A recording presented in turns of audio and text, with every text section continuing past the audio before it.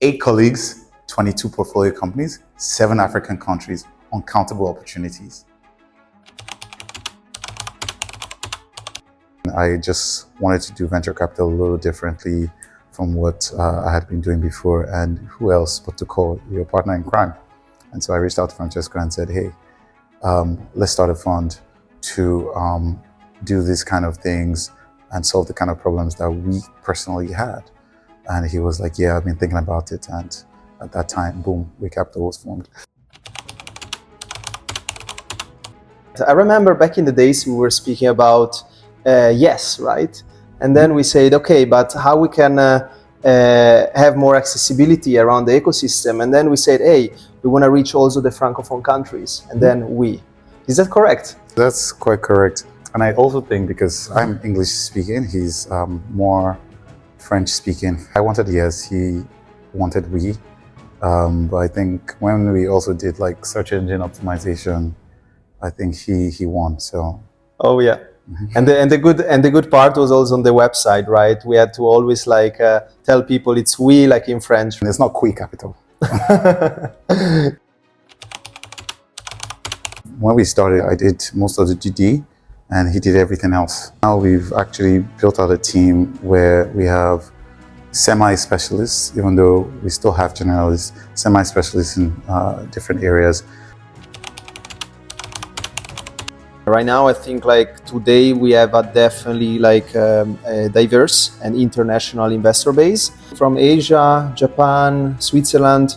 And I think at the beginning was mostly East Coast based. Just based on our background, a lot of the early commitments came from US investors, East Coast and West Coast, the Bay Area. Today, as he said, we have a very, very geographically diverse and actually expertise diverse LP base, right? And one good thing I think that we've really achieved is that we've brought in a lot of local African capital.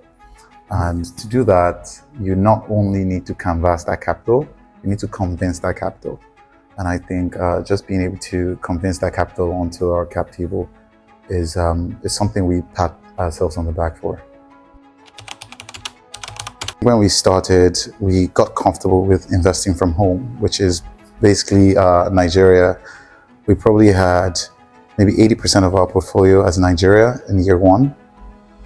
And that's just because we wanted to start on a strong foot. So what we have today, I think the Nigeria aspect of our portfolio has dropped to maybe like 45%.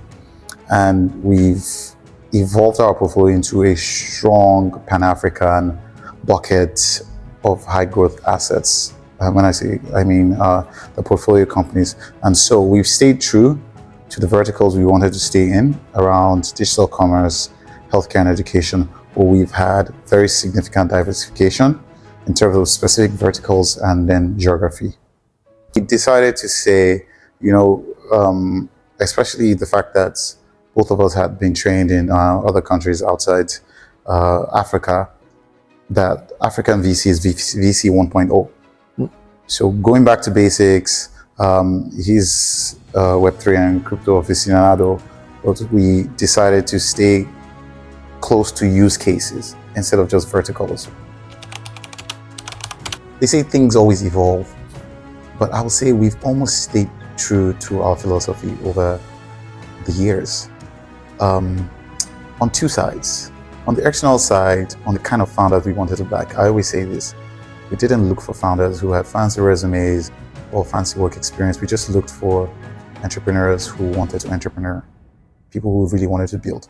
We stayed close to that. We don't care where you went to school. We don't care where you used to work. We care about who you are as a person and the problem you're solving. We stayed true to that. It's given us some amazing deals, and it's connected us to a lot of awesome founders that some people might have overlooked, right? So we've stayed true to our philosophy on that end, just following the entrepreneurial trail. In the next 5 years, we want to institutionalize even more, dig our roots deeper into Africa and become a powerhouse for not just Africa, for the emerging markets.